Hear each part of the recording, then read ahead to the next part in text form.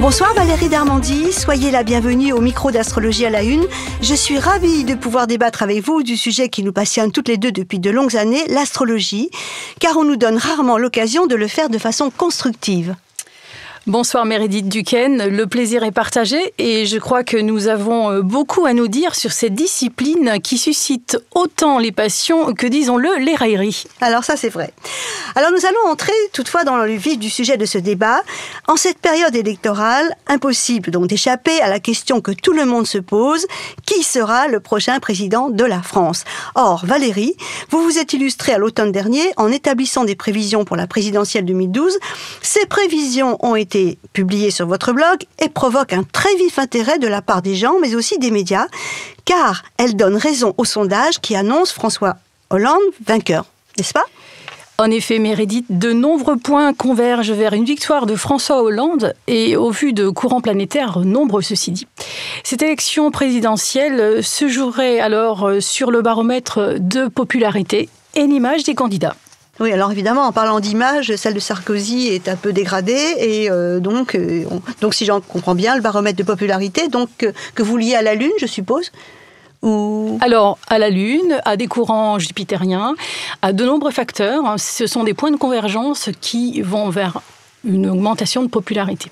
Il y en a beaucoup. Alors, je vais quand même jouer un petit peu les coquines, là, parce que je crois que ce n'est pas un secret de dire qu'une partie de la communauté astrologique, en fait, nous mène la vie dure, notamment sous la férule de la Fédération des astrologues francophones, car elle s'offusque du fait que nous ferions, vous comme moi, des prévisions. Alors, qu'est-ce que vous répondez à ça ? Est-ce que ça vous gêne ? Alors, non, ça ne me gêne pas parce que je peux comprendre qu'une fédération puisse défendre ses intérêts et que je pars du principe qu'il ne faut pas utiliser l'astrologie à des fins de prévision. Par contre, je pense que l'art de la prévision n'enlève rien à la noblesse de l'astrologie que je défends. Et je pars du principe qu'il est bon aussi de pousser les machines et de voir où sont les capacités de l'astrologie. Mais oui, ça, il faut voir quelles sont les limites, quel est le potentiel d'ailleurs, en fait. Mais quand même, pendant vraiment des millénaires, malgré tout, l'astrologie a été tout de même considérée comme une mancie. Tout à fait. Elle est utilisée, elle peut être déviée à des fins uniquement divinatoires et c'est là vraiment où le bas blesse parce que quand même l'astrologie, elle a un patrimoine, bon, elle est dans la culture, mais c'est pas son but principal puisque son but principal, c'est un outil de découverte de soi-même, des autres et une grande école de la tolérance, Meredith. Oui, bien sûr, et surtout pour comprendre, en fait, ce serait un outil formidable, on devrait l'enseigner d'ailleurs, je pense. Tout à fait. Pour comprendre qui sont les autres et surtout pour se comprendre soi-même. Mais alors revenons quand même au sujet d'aujourd'hui, là, l'élection présidentielle. Alors d'ailleurs, moi je précise quand même que j'ai fait pour un journal qui me l'avait demandé, donc courant septembre, je crois, le pronostic opposé au vôtre.